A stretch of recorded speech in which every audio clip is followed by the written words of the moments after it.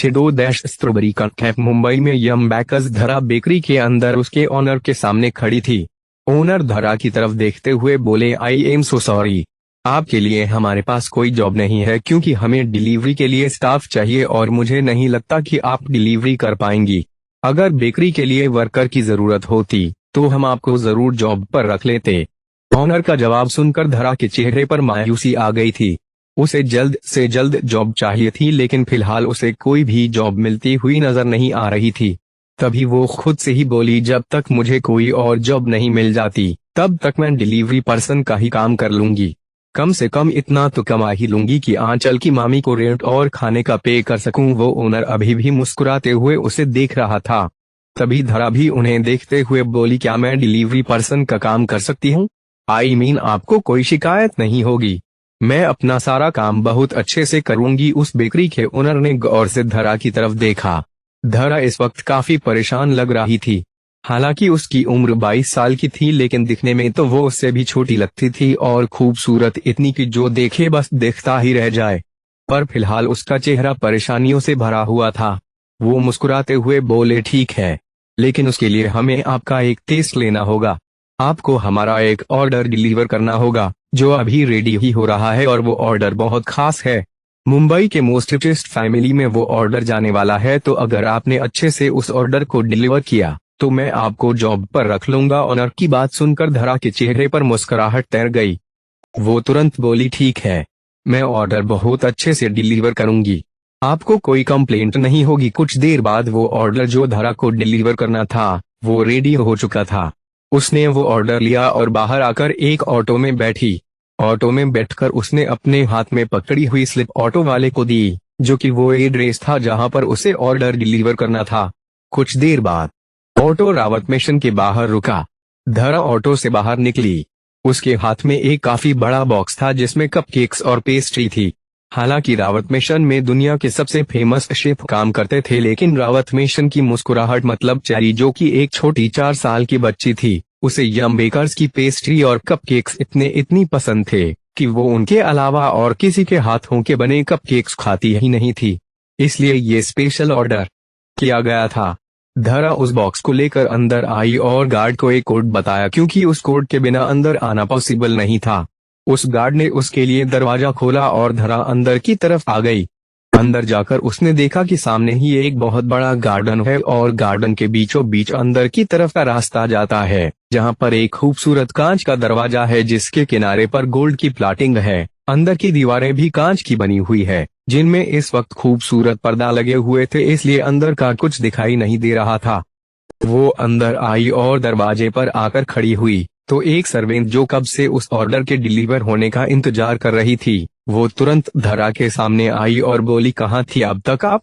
आपको पता है आपने ऑर्डर डिलीवर करने में कितनी देरी की है? 1 घंटे से मैं आपका इंतजार कर रही हूँ। धरा मासूमियत से बोली, लेकिन माफ कीजिएगा, अभी भी ये ऑर्डर डिलीवर होने में 5 मिनट का वक्त बचा है, मैं बिल्कुल भी देरी से नहीं आई हूँ। वो सर्वेंट गुस्से से बोली, मेरे सामने जुबान चलाती हो? तुम्हें पता भी है इस वक्त तुम कहाँ पर खड़ी हो? तभी वहाँ पर एक बड़ी ही मासूमियत भरी आवाज, लेकिन फिलहाल वो आवाज गुस्से से भरी हुई थी, गूंजी, तुम्हें तमीज नहीं है क्या? मेहमानों से बात करने की ये आवाज सुनते ही वो सर्वेंट एकदम से सीधी हो गई और उसके चेहरे पर डर झलकने लगा। धरा ने सामने की तरफ देखा तो एक छोटी सी 4 साल की बच्ची अपनी कमर पर अपने दोनों हाथ रखकर खड़ी थी और उस सर्वेंट को गुस्से से घूर रही थी। वो धरा के पास आई और एक टक उसे देखने लगी। वो मुस्कुराते हुए बोली, थैंक यू सो मच ये ऑर्डर डिलीवर करने के लिए। आपको पता है ये कपकेक्स मेरे फेवरेट है, मैं कब से इनका वेट कर रही थी, पर कोई बात नहीं, आपको टाइम लग गया तो आपने इन्हें डिलीवर किया, उसके लिए थैंक्स। ये बोलकर वो हल्का सा मुस्कुराई और फिर उस सर्वेंट की तरफ देखते हुए बोली, आपको पता है आप कहाँ जॉब करती हैं? वो सर्वेंट सिर झुकाकर खड़ी हो गई, उससे कुछ बोला ही नहीं गया। वो छोटी 4 साल की बच्ची बोली, आप रावत मिशन में जॉब करती है और रावत मिशन में आने वाले हर इंसान के साथ तमीज से पेश आया जाता है, और अगर आपको ऐसी बदतमीजी करनी है तो आप यहाँ से जा सकती हैं। धरा उस 4 साल की बच्ची की तरफ देखती ही रह गई। वो दिखने में जितनी मासूम थी, उसका गुस्सा उतना ही खतरनाक लग रहा था। छोटा सा चेहरा जिस पर गुस्से की वजह से लाल रंग आया हुआ था, वो और भी ज्यादा क्यूट लग रहा था। वो उसकी तरफ देखकर नीचे झुकी और बोली, आप इतना गुस्सा मत होइए बेटू। वो लड़की तुरंत बोली, मेरा नाम बेटू नहीं चैरी है, चैरी रावत, मुझे मेरे नाम से बुलाओ। धरा मुस्कुराई और बोली, ओके मैं आपको चैरी के नाम से बुलाऊंगी, लेकिन प्लीज आप गुस्सा मत होइए, आप ये कपकेक एंजॉय कीजिए, मैं चलती हूँ। ये बोलकर धरा वापस सीधी खड़ी हो गई। चैरी उसे देखते हुए मुस्कुराई और बोली, नहीं आप कहीं नहीं जाएगी, रावत मिशन में जो कोई भी आता है उसे ऐसे ही नहीं वापस भेजा जाता, आप चलिए मेरे साथ। ये बोलते हुए चैरी ने धरा का हाथ पकड़ा और उसे अंदर की तरफ ले गई। धरा कुछ रिएक्ट कर ही नहीं पाई, उसने सर्वेंट की तरफ देखा जो अभी भी गुस्से से देख रही थी। धरा ने चैरी की तरफ देखकर मुस्कुराते हुए कहा, चैरी जी प्लीज मेरा हाथ छोड़िए, आप अपने कपकेक्स एंजॉय कीजिए, और वैसे भी मैं आपकी गेस्ट नहीं हूँ, मैं सिर्फ ये ऑर्डर डिलीवर करने आई थी, अब मुझे जाना होगा। धरा चैरी से बहुत ही प्यार से बात कर रही थी और यही बात शायद चैरी को पसंद आ रही थी। वो मुंह बनाते हुए बोली, ये रावत मिशन है और रावत मिशन में अगर किसी के ऑर्डर सबसे ज्यादा फॉलो किए जाते हैं तो वो चैरी रावत ही है, इसलिए चुपचाप यहाँ पर बैठो और मेरे साथ कपकेक्स एंजॉय करो। उसे देखते हुए अब धरा को समझ नहीं आया वो क्या करें। सर्वेंट ने जल्दी से जाकर कपकेक्स चैरी के सामने सर्व किए। चैरी उस सर्वेंट की तरफ देखते हुए बोली, तुम्हें दिखाई नहीं देता यहाँ पर 2 लोग बैठे हैं, तो 2 लोगों के लिए कपकेक सर्व करो। धरा तो चैरी का रुआब देखकर ही हैरान हो रही थी। उस सर्वेंट ने धरा के आगे भी कपकेक सर्व किया। धरा मुस्कुराई और चैरी की तरफ देखकर बोली, मुझे और भी ऑर्डर डिलीवर करने हैं, इसलिए मैं ये कपकेक उठा लेती हूँ और रास्ते में खा लूंगी। Thank you so much miss cherry, आप बहुत अच्छी हैं, थोड़ा गुस्सा कम किया कीजिए। ये बोलकर धरा ने चैरी के बालों को हल्का सहलाया और कपकेक उठाकर अपने हाथ में ले लिया। अभी भी एक टक नजरों से देख रही थी और धरा अपने हाथ में वो कपकेक लिए पीछे की तरफ घूमी कि अचानक ही वो एकदम से डर गई और उसके हाथों से वो कपकेक छूटकर नीचे की तरफ गिर गया। धरा की आंखें बड़ी हो गईं क्योंकि वो स्ट्रॉबेरी कपकेक नीचे जमीन पर नहीं एक आदमी के जूते पर गिरा था। वो आदमी जो बिल्कुल उसके सामने खड़ा था और उसे अपनी सर्द नजरों से देख रहा था। धरा एकदम हड़बड़ाते बोली, आई एम सो सॉरी, आप जो भी हैं, एक्चुअली वो मिस चैरी मुझे जबरदस्ती यहाँ पर ले आई तो मुझे आना पड़ा। वो शख्स कुछ और बोलता उससे पहले ही चैरी अपनी जगह से उठी और भागते हुए उसके पैरों से लिपटकर बोली, डैडी आप आ गए, मैं आपका ही वेट कर रही थी। आपको पता है मैंने अपने लिए अपने फेवरेट वाले कपकेक ऑर्डर किए थे, अब हम दोनों वो कपकेक्स खाएंगे। चैरी जिस शख्स के पैरों से लिपटी हुई थी वो शख्स कोई और नहीं व्योम रावत था। व्योम रावत चैरी के डैड एंड रावत इंडस्ट्रीज का सीईओ और मुंबई का टॉप एंड टॉक्सिक बिलियनियर। इसके बारे में चर्चा खत्म नहीं होते और सबसे ज्यादा चर्चा होती थी व्योम रावत की टॉक्सिसिटी के। व्योम की नजरें अभी भी धरा पर काफी सर्द थी।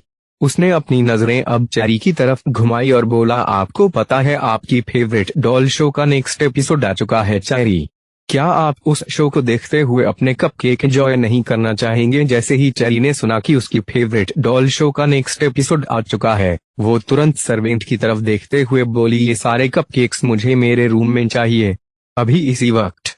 ये बोलकर वो जल्दी से अपने रूम की तरफ भाग गई। धरा बस व्योम और चैरी की तरफ देखती ही रह गई। वो व्योम की तरफ देखते हुए बोली, आपकी डॉटर बहुत क्यूट है और एम सॉरी जो मुझसे अभी ये गलती हुई, अब मैं चलती हूँ। ये बोलकर धरा भी वहां से जाने लगी। तभी अचानक से व्योम की आवाज वहां पर गूंजी, तुम्हें जहां जाना है तुम जा सकती हो, लेकिन पहले वो गलती सुधारो जो अभी अभी तुमने की है। व्योम रावत को गलती और गलत इंसान दोनों से ही बहुत नफरत है और रावत मिशन में जब किसी से कोई गलती होती है तो तब तक उस इंसान को चैन से सांस लेने का भी हक नहीं, जब तक वो अपनी गलती सुधार ना ले, कहीं जाना तो दूर। व्योम की बात सुनकर धरा ने पलटकर हैरानी से व्योम की तरफ देखा। व्योम अपनी पॉकेट में हाथ डाले उसकी तरफ घुमा और बोला, कुछ लोग गंदे होते हैं और कुछ लोग गंदगी फैलाते हैं और व्योम रावत को दोनों ही चीज बर्दाश्त नहीं, so clean it and just get out. ये बोलते हुए व्योम ने अपना पैर धरा के आगे कर दिया। उसके चेहरे पर इस वक्त एटीट्यूड से भरी स्माइल थी और धरा के चेहरे का रंग उड़ा हुआ था, मतलब कोई इस तरह से अपने जूते पर लगा हुआ कि किसी से कैसे साफ करवा सकता है। वो व्योम की तरफ देखते हुए बोली, am so sorry mister Rawat, जो मुझसे मिस्टेक हुई, लेकिन मुझे नहीं लगता कि मुझे ये साफ करने की जरूरत है। उसकी बात पूरी होती उससे पहले ही व्योम बोला, अगर ये साफ नहीं हुआ ना तो वह अमरावत विल मेक श्योर कि तुम्हारी कभी कोई जरूरत पूरी भी ना हो। मेरा एक कॉल और तुम्हारी ये जॉब तो तुम्हारे हाथों से जाएगी ही। पूरी जिंदगी मुंबई में ट्राई करती रह जाओगी लेकिन जॉब तो दूर किसी कंपनी में तुम्हें इंटर तक नहीं होने दिया जाएगा। व्योम की बातें सुनकर धरा के होश उड़ चुके थे। कोई इस बात पर किसी इंसान का कैरियर और फ्यूचर खराब करने की बात भी कैसे कर सकता है। उसने एक गहरी सांस ली और बोली, ठीक है मिस्टर रावत, अगर आपको मुझसे ये क्लीन करवा कर खुशी मिलती है तो मैं ये साफ करने के लिए तैयार हूँ। ये बोलते हुए उसने टेबल पर रखा हुआ नैपकिन उठाया और व्योम के पैरों पर झुक गई। व्योम के चेहरे पर डेविल स्माइल आ गई। वो बेहद एटीट्यूड से बोला, व्योम रावत की खुशी, और वो खुशी तुम उसे दोगी? What have dreams strawberry. ये बोलकर उसने अपना पैर पीछे की तरफ कर लिया, जहां पर से अब वो स्ट्रॉबेरी कपकेक साफ हो चुका था। धरा उसके सामने खड़ी हुई लेकिन वो कुछ कहती उससे पहले ही व्योम बेहद सर्द आवाज में बोला, नाउ जस्ट गेट आउट। उसकी बात सुनते हुए धरा एक एक्सप्रेशनल लेस चेहरे से उसे देख रही थी। वो व्यंग से बोली, आपकी डॉटर बहुत क्यूट है मिस्टर रावत, लेकिन आप उतने ही निहायत बदतमीज इंसान है। किसी को अपने सामने झुकाकर अगर आपको ऐसा लगता है कि आप ऊंचे उठ जाएंगे तो आप बहुत गलत है मिस्टर रावत। नाम व्योम है आपका लेकिन आसमां जैसा किरदार नहीं है आपका। व्योम गुस्से से बोला, धरा नाम है ना तुम्हारा। ये बोलते हुए उसकी नजर धरा के गले में पहने हुए आईडी कोड पर थी। धरा की आंखें हल्की बड़ी हो गई। व्योम डेविल स्माइल के साथ बोला, धरा मतलब धरती, जो फिलहाल मेरे कदमों में है और तुम्हारी औकात भी मेरे पैरों में है और हमेशा यही रहेगी। उसकी बात सुनकर धरा के चेहरे पर गुस्सा था लेकिन वो फिर भी शांत लहजे में बोली, गलत फहमी है आपकी कि धरती आपके पैरों पर है, बल्कि हकीकत ये है कि आप धरती के सिर पर है। लेकिन जिस दिन ये धरा ने अपना गुमान दिखा दिया उस दिन आपका घमंड धरती में ही मिल जाएगा। ये बोलकर वो तिरछा मुस्कुराई और अपने हाथ में पकड़ा हुआ गंदा नैपकिन उसने व्योम के हाथ पर रखा और अगले ही पल वहां से चले गई। व्योम गुस्से से कांपते हुए उसे देख रहा था। वो डेविल एक्सप्रेशन के साथ बोला, बेशक से अपनी जिंदगी में कुछ भी गलती कर लेती तुम, लेकिन तुम्हारी व्योम रावत को चैलेंज करने की गलती तुमने बहुत बड़ी कर दी। अब तो ये व्योम रावत तुम्हें अपने कदमों में झुकाकर ही दिखाएगा। ये बोलते हुए उसके चेहरे पर वो डेविल स्माइल और भी ज्यादा इंटेंस हो चुकी थी।